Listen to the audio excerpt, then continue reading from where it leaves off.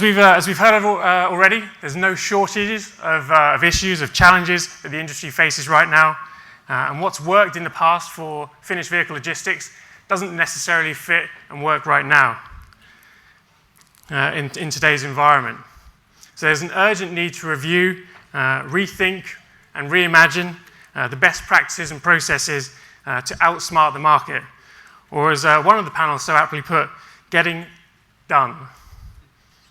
So joining me today and promising to provide all the solutions you need to outsmart the capacity crunch are three logistics leaders on the front line of vehicle logistics. So please welcome to the stage Rory Hepner, Director of Global Vehicle Logistics and Customs at Mercedes-Benz USA.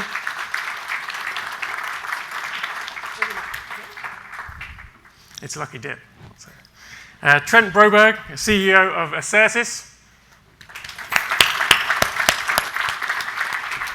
And last but certainly not least, Sergio Gutierrez, CEO at RPM. And just before you sit down, I'm actually going to hand over to Sergio to run through a few ideas, key trends, just to set the context for this session. So, Sergio, over to you. Thank you so much. Good morning, everybody. I would like to start by saying definitely it's a privilege to be here today, to see all colleagues and all peers, all of us trying to still figure this thing out. Yeah, it's working, cool.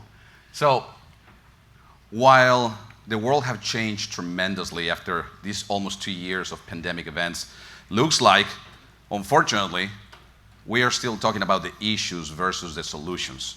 And we really need to get down to there to start talking about collaboration, like real collaboration. So while Steve, you did a phenomenal job of kind of sharing how complex it is for you, and Chris actually steal all our words to talk about how bad it is, I just want to paint a real picture today. It's a global challenge. We're going to focus on North America for now. There you can see how the OEM and the main finished vehicle, brand new vehicles consumption looks like in North America. But then you can see also how the financial institutions starts playing a big game. It's all about finished vehicle logistics. It's all about fighting for the same space, fighting for the same capacity.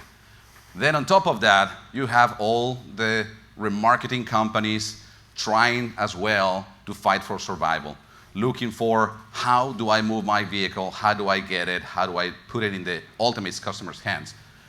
But now, to make it even more dramatic, we have the POVs happening all over the place. So since we are having not the same quantity of brand new vehicles at hand, now of course we're moving all kinds of vehicles, and people is getting super desperate and anxious about moving vehicles of all kinds. So although it looks very dramatic, it really paints a picture. And the intention about this slide is to talk about and to kind of bring this to the surface ultimately, to move these vehicles, regardless if they're coming from a big OEM or regardless if they're coming from between dealers and other dealers or at a personal own level, ultimately, they all need equipment. And there's only certain quantity of equipment, there's only certain quantity of drivers, and we all need to get better at collaborating. So with that said, we already discussed a lot about shortages of all kinds. We already discussed about the regional pressures that we are feeling. Definitely a very interesting phenomenon that is happening right now. We are seeing drivers from vehicles, from the vehicle logistics segment, getting desperate and moving and leaving the trucks, literally, to jump on the freight side. Just because, of course, everybody needs a paycheck. So we're seeing this unbalance where tremendous, well-trained drivers are just basically leaving the vehicle segment, going into freight. Of course, volume volatility, lack of consistency, and to the point, I love that after so many years, the question is, when are we going to get a forecast? We're not going to get a forecast, guys. That's it. So really, we need to start getting smarter and playing the game at a smaller pieces. So bear with me for a second. So what we believe is super important right now is to talk about 3 new behaviors.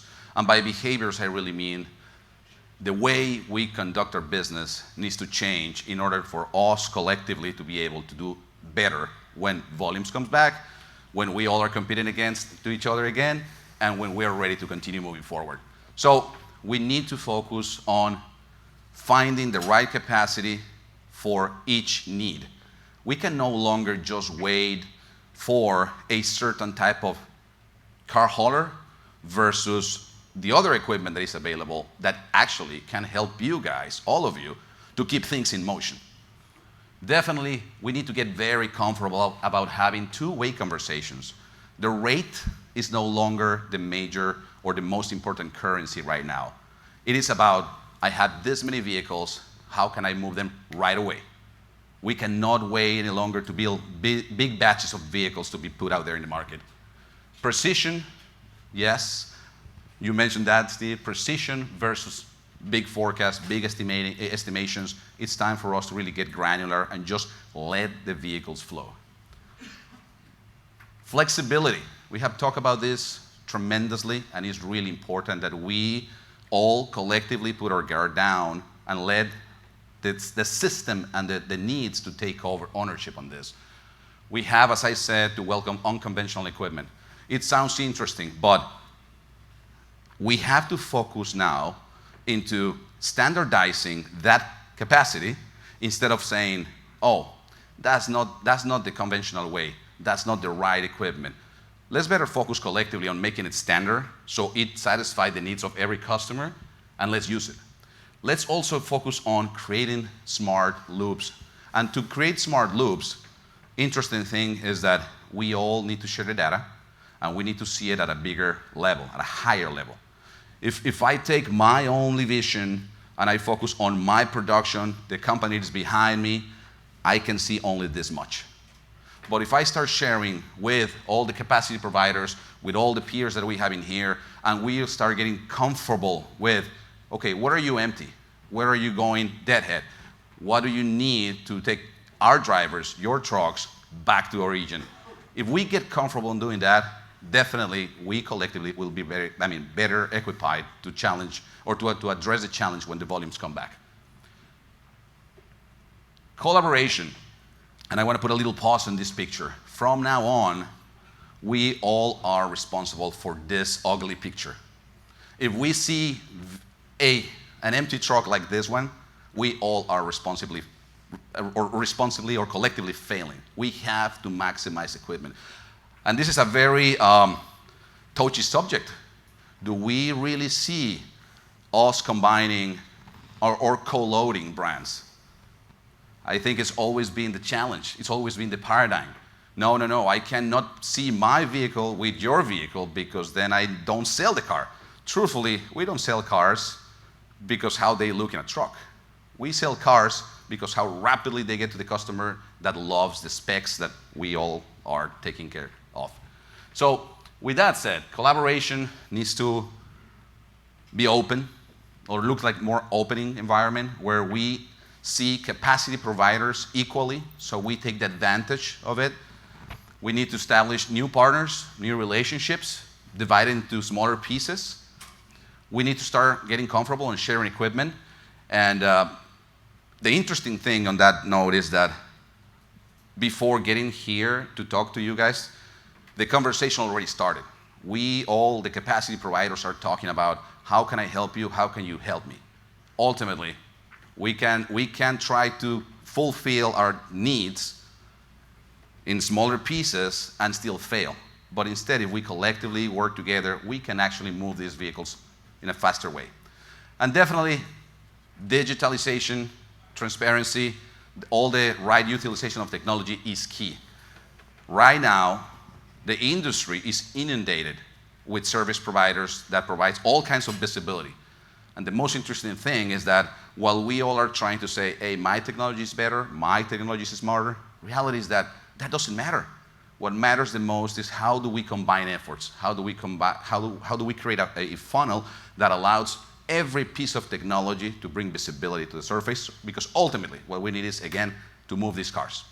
So with that said, Richard, this is just to kind of set the stage. Thanks so much, and it's all yours. Thank you very much. great insights. I think that's going to sort of set the tone nicely. And Sean, thank you very much for that. Thank you so much. I mean, all the water I drank at the bar last night, I can't believe I need more. But, fantastic. Let's bring the rest of the panel involved. I'm sure we'll delve into some of those when we talk about specific solutions and models and things that we're working through. Rory, let's jump to you. Welcome. Thank you. You've recently rejoined the logistics organization, Mercedes-Benz USA. And as I understand it, your role has expanded. Just because life isn't tough enough. So can you share some details just of your new role and the vision behind the sort of the restructuring and reorganization of Mercedes? Well, as you know, MBUSA we are the sole distributor of Mercedes-Benz passenger cars in the United States, and we have 2 plants in this country. One is we produce our Sprinter, our vans, and another one in Alabama where we produce our SUVs. And we finally, after some trials and tribulations and fighting for 25 years, plant versus distributor, came to the realization, because we do the finished vehicle logistics for the plant in Alabama, that they don't really care, OEMs, the production, they just, as soon as that car is built, it's gone, as far as they're concerned. But it really isn't gone, but it really wasn't our responsibility, so we weren't being efficient. So after a really rough worldwide launch of our SUVs in 2019, we decided that we needed to find a way to have us collaborate more. So what they did is we became the owners of the cars. MBUSA now owns all vehicles that are produced in the United States. So we're not just responsible for our domestic market throughout the United States, we're now also responsible for the exports. And because of that, it has opened many doors for us from an operational standpoint that we, every OEM and finished vehicle and a company, I don't know what it's like at others. I only know what it's like working for the German company that I work for. We fight a lot. So this has allowed us to become more collaborative and allowed us, we're much more involved with the plant and we're much more involved with all our providers throughout the United States for both the domestic and exports. And it also is making our, which I love, it's making our colleagues in Germany much more accountable on some of the things that they come up with and how we're going to move things. Yeah, that's great. And I think it's important when we talk about collaboration, let's not forget when you can start internally. Collaboration, if we get our own houses in order, then we can look to collaborate beyond that. So, it's a really, really key point and an interesting perspective there.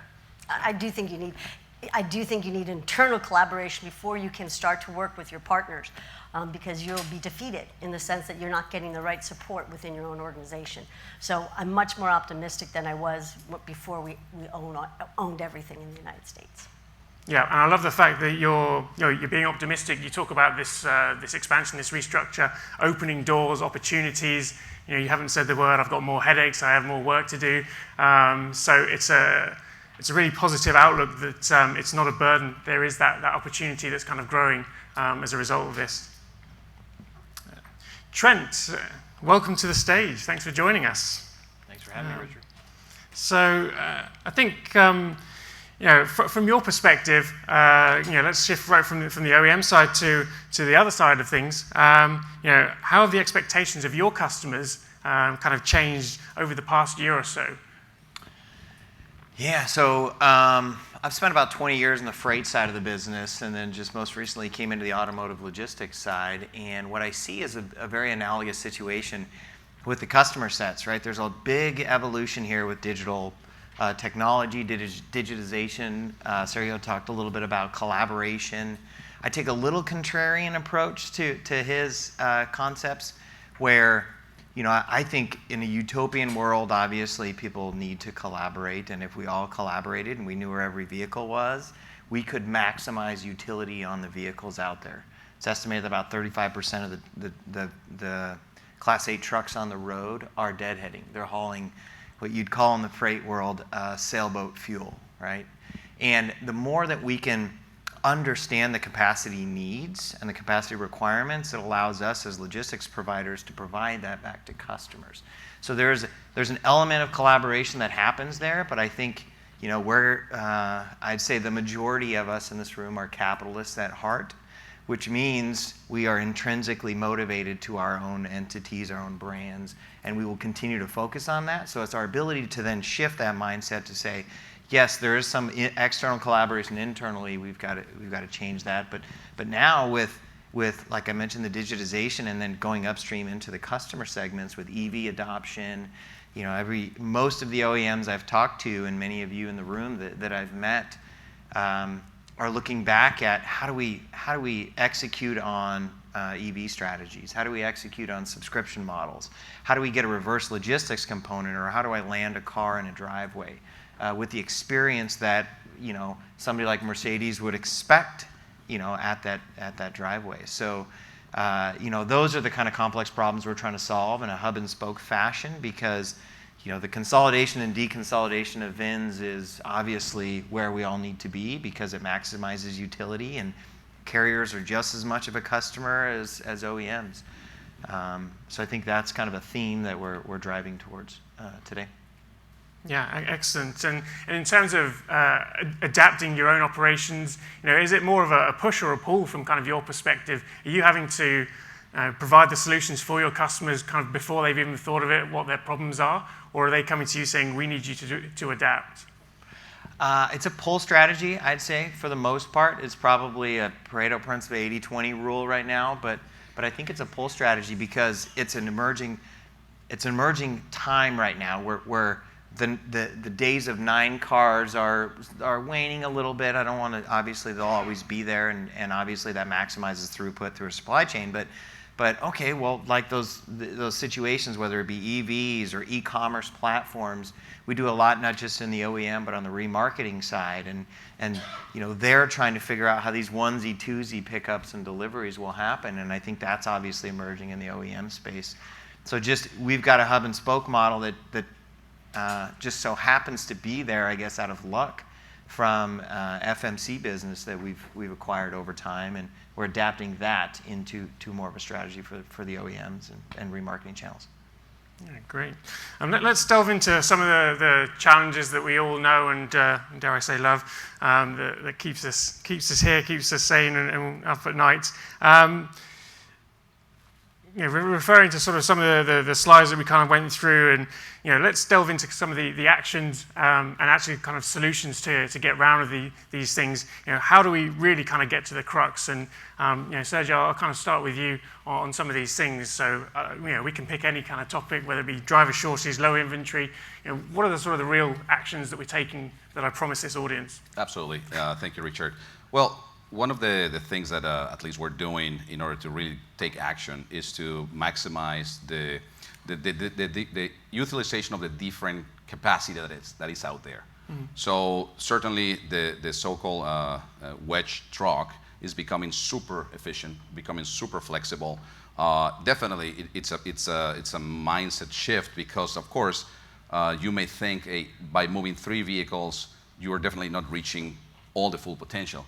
But in reality is that there's so many complex locations, far locations, where due to the congestion that exists, it is impossible to really get there on time. So by adopting this new equipment, we're actually able to get there rapidly with the same, I don't want to say not better, quality, because ultimately, as long as we standardize that quality in terms of service and the drivers that are moving those vehicles, definitely we're able to fulfill the demand. So that's a reality that is happening nowadays. Of course, the challenge is that to get access to all this network in an efficient way really demands 100% of your attention. You have to create a business model that grows and goes around these particular modes of transportation, because otherwise we're going to fail to the big OEMs because of lack of quality or not just-in-time delivery. So it's super relevant to standardize quality, but it's working. It's working thus far. Yeah, absolutely. Yeah, I think there's obviously a transition. It was mentioned earlier that we're all in competition here internally for capacity in this room, but also with the freight environment, which is obviously a much larger segment. You could argue that it's a lot easier to pick up a 53-footer and deliver it on time and damage-free and safe. right? Because of the claims. So we're in competition here. So how do we make accommodations for the driving community and the capacity out there to understand what their needs are? And you want to get them, earning, get the wheels turning, which gets them earning, and get them home. It's just like all of us here. We want to get home after this wonderful conference, right? But we want to get back to our families. Same thing with the driver. So if the driver wants to go grab an F-350 and drive a wedge trailer because he gets home every other night and he gets to see his daughter's softball game, then that's what we need to recognize. There will be a transition. I fundamentally, the freight environment's kind of gone through that transition to understand what a partial load is versus an LTL. Now, that doesn't mean that there won't be an ever-ending demand for 9 cars if we can produce them. But I think, to your point, it's meeting the drivers where they are and understanding what their requirements are. So it's, once again, profiling the carriers. There's more carriers coming into the industry than ever before from an FMCSA registration perspective, but it's profiling them and understanding their demands. And right now it's a carrier's market, so you don't really have a choice, unfortunately. Yeah, and Rory, from your perspective as the OEM, some of these kind of new solutions, this new model of thinking, you said you've kind of taken ownership of the car as your logistics organization. So, what are some of these things that you're doing differently to kind of, I would say, outsmart the market right now? What outsmart? I'd say we haven't done too much with wedge trucks yet, but what I would say relative to that is we try to have relationships with our carriers that we have the partnership with, and we ask them. We're very open to new ideas. So, obviously we've looked at that with sprinters, but not relatively with our, and we do it in our remarketing, but not in our new car. But that's not something we'd be opposed to. So you have to have an open mind and you have to have an open dialogue. Some of the things we do to try to outsmart it, I don't know if we outsmart it, we just try to survive it. And so some of the things that we've done is the fact that from a transparency standpoint, we're really big now on communication. I know we all say forecasting is awful or it's not quite right. We're doing it and we're meeting with all of our partners, whether it's rail, whether it's truck, whether it's our 3PL providers at the ports, and bringing us all together like 3 times a week, and we go through everything.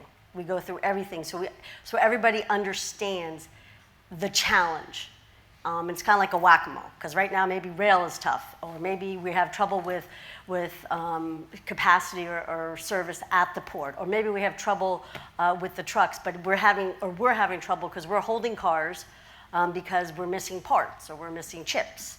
And so that is something that we started just so we would stop the surprises. They still exist. So I don't know if it's outsmarting it, but it's certainly teaching all of us to be better partners to each other, instead of, because I might have a problem today because I told you I'd have all these cars and I don't, but tomorrow you might have a problem. So we're finding that type of transparency to be developing better relationships and allowing us to try to move things and anticipate a little bit what we can do as a collective team, not OEM versus the trucking or the rail or whatever, but us together, and we'll figure it out together and we'll survive. Yeah, absolutely. And you mentioned there's an importance of being open-minded.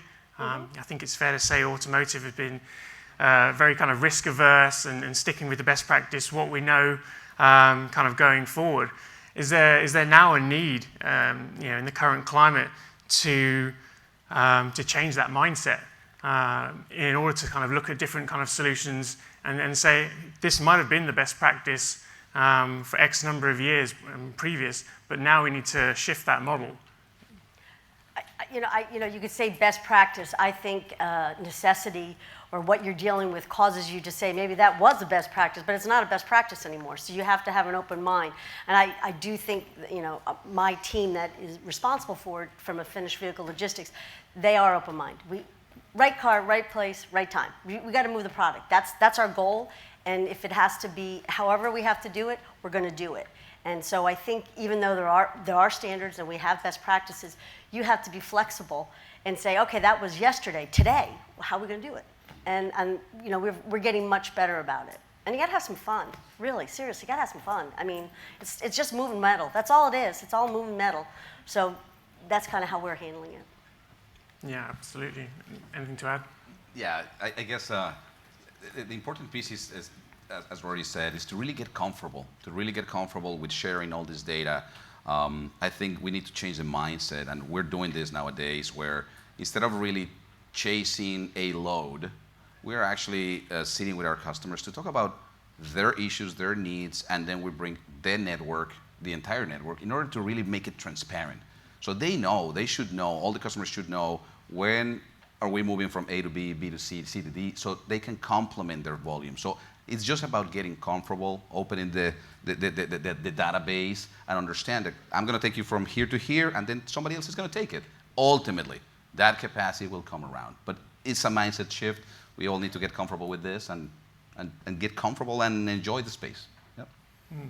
Yeah, echo that. If you're not having fun, you're not doing it right kind of situation. We'll all have stress in our lives and, at home and at work. But our ability to just, once again, communicate. I mean, you've all heard this throughout your entire careers, and you will continue to hear it because it's always a challenge, whether it's through data or human interaction or Zoom, which is great to be here to actually meet people. But I think that's the difference in the partnerships that you'll create is being here, being present, not working or not being remote, but being at conferences like this where you can actually break down some walls too. I think that's important, and I think it's like you said, if you're not having fun, you're not doing it right. Yeah, and you have to listen. We all have to listen to each other, and not just have an open mind.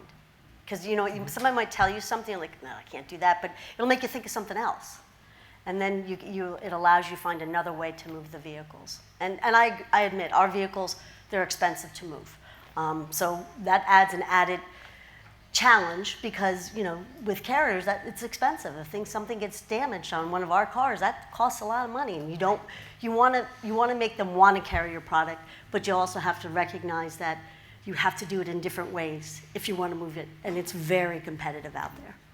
Yeah, it's interesting, to maybe to the earlier points about being outcome-based thought process rather than saying, I've got to wait and I've got to load this and I've got to wait till my wedge trailer of 3 cars is loaded, or maybe outcome-based, I need this car delivered in Phoenix, Arizona, which is 360 miles away, right? 365 miles away. Put a person in there and drive it. It's a little bit different mindset, obviously, from an OEM perspective, and obviously putting miles on cars, or maybe it needs to go on a single flatbed because it's an executive client or something to that effect. But more of that outcome-based mindset, I think, is important as well. But if you can consolidate at the ramps, which you guys have probably heard for many years, the more that we can consolidate, the easier it is for logisticians to take care of you. Yeah, absolutely. And ladies and gentlemen, please do take the opportunity to ask questions, pick their brains. So we've still got a good chunk left. So please do get involved as well. So we talked about communications, and something that I've experienced, I'm sure we've all experienced, is possibly over communication within our organizations, within our teams, and then yes, another Zoom call. Is there a danger when it comes to logistics and the operations that this is actually reducing the efficiency right now? There's a tendency to over communicate, to over talk things through, that necessity to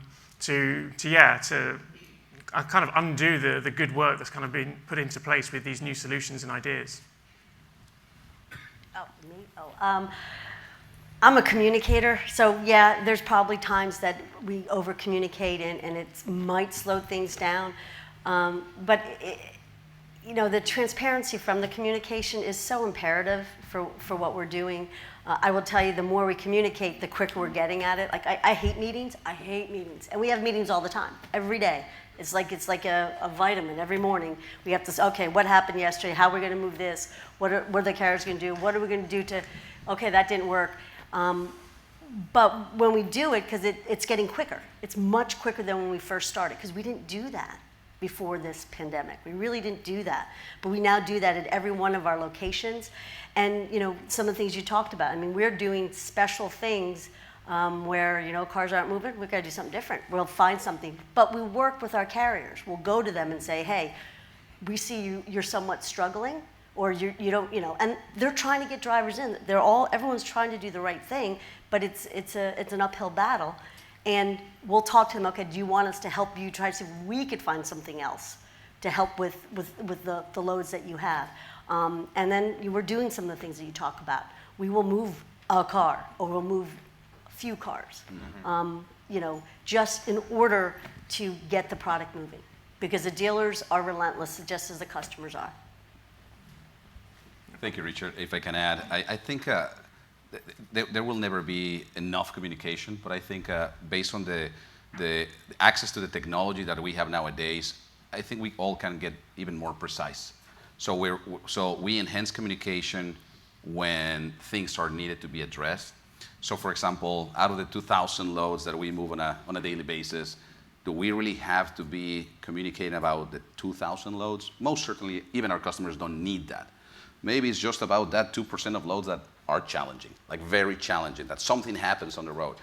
So through the right technology, we can create alerts, we can create the communication. So we really focus and also drag our customers into focusing those specific moments where we all need to be kind of hands-on.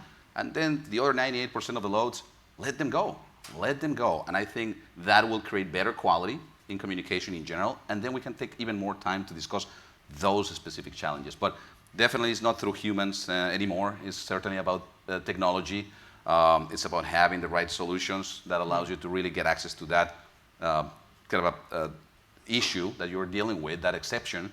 And that one is the one that needs to be shared and addressed with the customers. Yeah, and Trent, from your perspective, as we delve into the technology, kind of how much does that kind of underpin your solutions in your business? What role is that playing?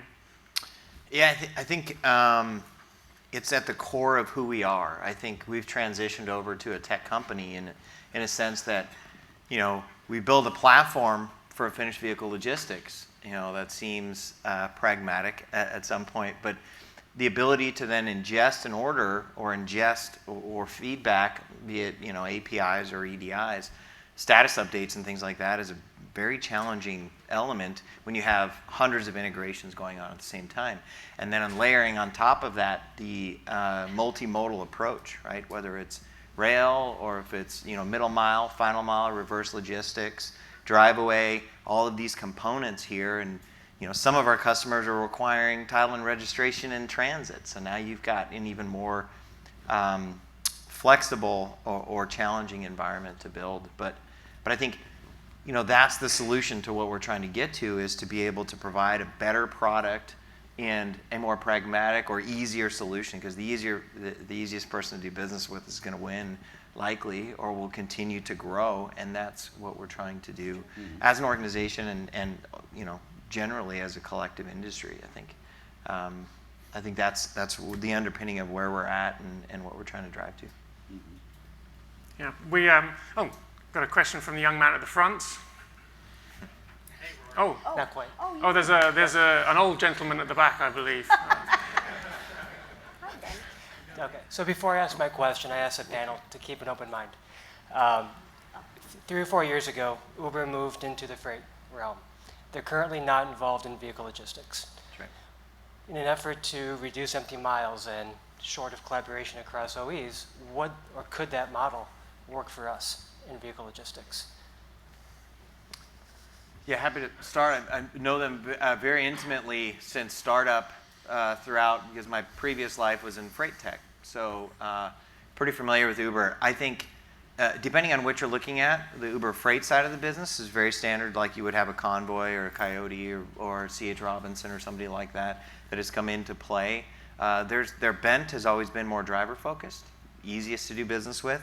If it's easy for a driver to onboard and easier for a driver to interact and be prescriptive about what loads they get, that's why they're in business and their thesis for existing. When you look at the Uber passenger side, that's just IC driven, right? So I think that fundamentally that's what logistics providers like RPM or ACERTUS is providing in a dual-sided marketplace capacity, we're bringing in 7,000 plus, 10,000 plus carriers into a market, and then we're trying to optimize pickup and deliveries. So at a granular level, I think it's very analogous. I think Uber's got a sexier pinning to it because they've got some pretty heavy PR dollars and don't necessarily need to make a profit. So there's maybe a little bit difference there, but hopefully that helps. I'm happy to chat later too. Yeah. We also had another question at the front, please, just to keep Chris on his toes. He's running. Hey, Rory. So do we have the systems to adjust to these changes in the marketplace, to give us the tools and visibility to deal with these exceptions that are outside the norm? I only can speak for Mercedes, and I'd say that we are finally starting to develop the systems so that we can have that ability, but we're at our infancy stages, which is terrible if you think about it. But we're finally coming up with some systems in order, from a finished vehicle logistics standpoint, that we're having better transparency for ourselves and then for our carriers and all our logistic providers. But we have so far to go yet. It's really kind of embarrassing. But it is the way of the future. With integration across the board. Yes. Yeah, but we're at the infancy stage. I mean, it's somewhat better, but we have a long way to go. But we started finally, so I think that's good that finally our company recognizes that we have to invest in it because and I think why it happened is because of all the challenges with the parts and chips. I mean, the transparency we're trying to do all the way from our plants in Europe and South Africa to the market now is a part of the process. So it's not going to all be done just by us in this country. It's going to be done by the fact that the Daimler organization is like, you know what? Everyone should have known that whoever can have that supply chain smooth and be able to see things early, that you're in much better shape to address it. We're finally getting that idea. So I'm cautiously optimistic that we will have it, but it won't be next year. Great, thank you.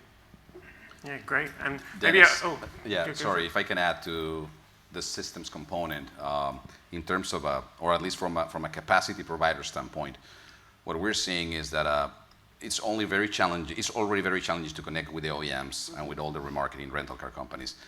But an additional challenge is to connect with customers at a global level. So we face a challenge where you have a customer in both continents and they don't speak internally pretty much the same language. And for us as capacity providers, finding the right solution that allows the same system, the same construct of the VIN to be translated into multiple languages, currencies, borders, etc., it is becoming a real challenge. We're kind of getting better at, but I think that for global companies like the ones that are here, it is super important. Also, going back to Rory's initial point, to review internally before just really going out there to task the service provider with another solution that will just make it even more complex. If we can standardize both ends, the way Mercedes, as an example, communicates North America and in Europe, and then their supplier in North America and Europe, then we're going to be in the winning side. But as interesting or as challenging as it may sound, even nowadays with so much technology, still we're facing big kind of a sandbox battles where people are saying, this is how we do it in Europe. This is how we do it in North America. Ultimately, for our business, for your business, it doesn't help. We need to find a way to speak the same language through the same system and be able to translate this. So we're going there. Great, thank you. Yeah, excellent. We've got about 5 minutes left, and I've still got a ton of questions to get through. So, but I see a few yawns in the audience, so our coffee isn't too far away. Rory, I want to jump back to you and talk about this retrofit program. So when we talk about material shortages, microchips, some of the OEMs have developed retrofit programs or storing vehicles, holding them back from market, and everyone at some point has had to reduce production across North America. So what's been Mercedes-Benz kind of strategy towards this? And yeah, how have you kind of adapted there? We probably have adapted just the way every other OEM has. I mean, yes, have we shut down plants? Yes. Have we parked cars waiting for parts, chips? Yes. Have we sent things out into the market and we'll get back to you and we'll fix it later, enjoy that car? Yes. We've done all those three. And I think you do that based upon what is in front of you. I would say to you in the beginning, it was overwhelming. And like I think as we said, we prioritize. I mean, we're in this business to make money, right? So we do everything in our power to protect our highest volume, our highest value cars, our S-Class, new models that we're bringing out, our SUVs. So in one way, I've been very fortunate because I'm only responsible for what's in the United States. So our plant in Alabama has been fairly protected in the sense, for the most part, we try to make sure we have the chips and parts. But we've done all those things, and we will continue to do that. I do agree that our plants were not shut as much as we were in the summer. But do I think it's going to be an easy ride in 22? No, I don't. No, I really don't. I think it's going to go on for a while, and we're going to do different things. We're going to take cars and come up with different options in cars that to try to save our chips for other things. I mean, that's basically what we're doing. And then you have to question, will customers still want the car? Will the dealers still want the car when you're going to do things to the car that you wouldn't think is necessarily the right thing for the car that you're selling? But it's either you do it or you shut a plant down. So, and that's I'm asking the question, okay, do you want the car or do you, without, your manual seats or something? Because if you don't take it with manual seats, then you're not getting the car. Oh, that's good. So either I shoot myself in the head or I don't. So, okay, we'll take the car and we'll see what we can do. But it's going to be interesting because the more that we have to do these things, I worry about the market and the consumer. But right now, the demand is exceeding the supply. So you know what happens when the demand is exceeding the supply. People will compromise. So yes, we're doing all the same things. We don't have the magic bullet. I don't think anybody does. Do all the same things as everybody else. Well, it's going to be disappointing for our audience to hear that. There's no We magic bullet. We do it with a little flair, maybe. So that's what we do. We do it with a little flair, so we're a little different, I guess. I don't know. So okay, so we're coming up to the end, and it's despite these challenges and the doom and gloom coming from Rory, I think it's been largely positive. But let's keep the optimism going. So as we kind of gaze into the crystal ball for next year, we're looking at more or less some of the same challenges kind of continuing. Where are the opportunities kind of coming from? What are you excited about for 2022 and beyond? So we're excited about continuing the conversations with all our capacity providers, peers, if I can call it that way. Also to have the opportunity to sit with our customers, to open the book, to open the network, and to really share the benefits of it. We're very excited about also a change in the way collectively we have treated the finished vehicle logistics supply chain, if you want to call it like that, to humanize the way we treat our drivers, the way we treat the loads per se. So it's pretty exciting, and it's good that we are doing it now before really we start seeing an uptick in the chips. By the end of 2022, hopefully we are inundated by new vehicles. But in the meantime, right now, we have the opportunity to really get granular and prepare for those days.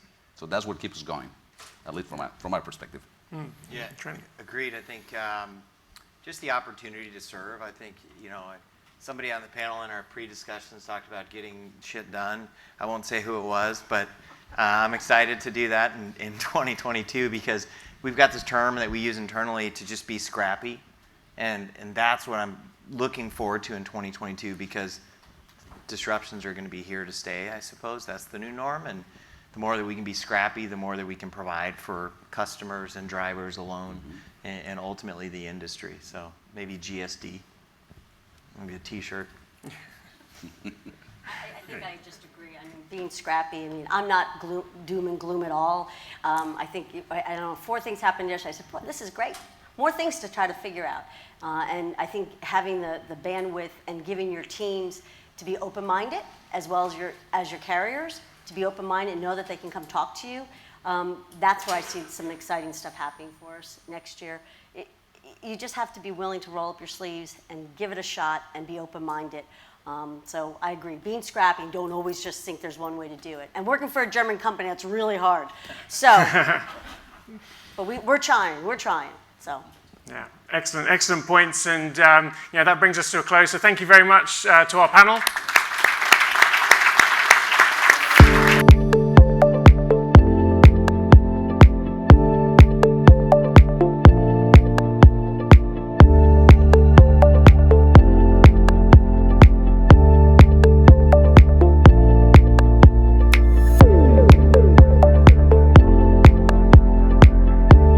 What do nearly half of new vehicles sold in North America have in common? They arrived with the help of ICL. ICL Systems provides a fully managed, web-native solution that gives auto manufacturers end-to-end visibility of their finished vehicle supply chain, from manufacturing plant to dealership, and everywhere in between. Managing communication with multiple trading partners is costly and complex.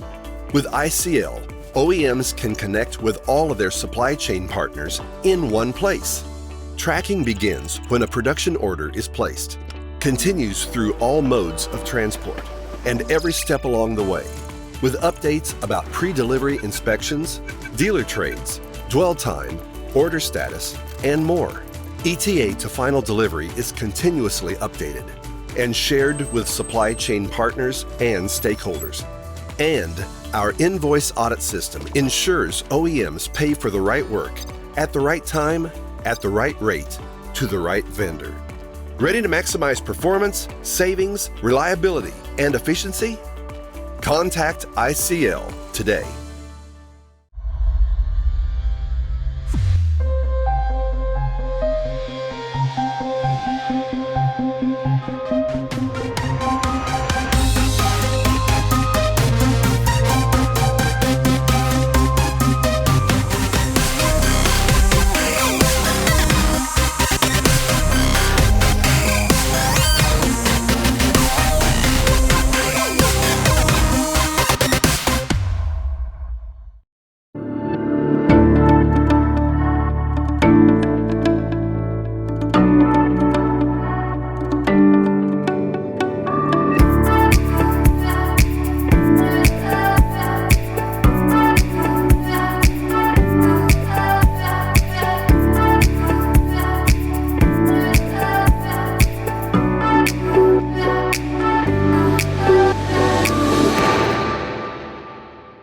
At Trinity Rail, we are committed to delivering goods for the good of all. Our products and services play an important role in delivering essential goods that keep the economy moving and enrich the lives of people and communities throughout North America. As the premier provider of rail transportation products and services, we provide the innovative solutions and trusted expertise you need in today's challenging business environment. No matter what your business requires, we're here for you. Learn more at trinityrail.com.